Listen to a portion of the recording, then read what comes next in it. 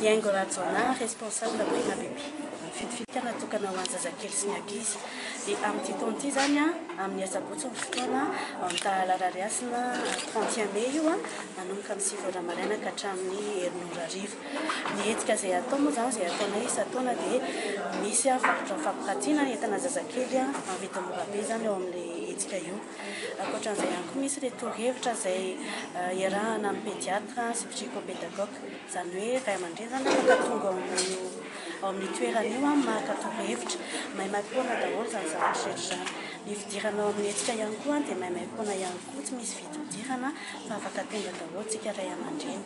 Zavatra hita ao amin'ny bebe andikitsana ny tontolon'ny zazakely sy ny ankizy ihany koa dia afaka mitondra ny zanatsika isika manao fesipantine dia ao ihany koa zany no ahitantsika voalohany ny guide des crèches et préscolaires andia infantile.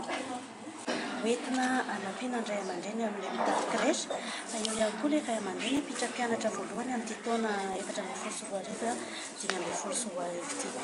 Dia io boky io dia zavatra hita ao anatin'ny boky zany dia lahatsoratra mahakasika ny fibeazan'ny zaza. Izany hoe misy torohevitra ao, misy fampahafantarana mahakasika ny fomba fibeazana ny zaza latsaky ny taona. Boky dia voka voalohany amin'ny sabotsy mandritra ilay hetsika ny tontolon'ny zazakely sy ny ankizy na bebe andikitsa ao amin'ny tahalarariasina eo Analakely manomboka amin'ny 7 ora ka hatramin'ny 9 ora hariva izy io ny sabotsy raika amin'ny telopolo Mai.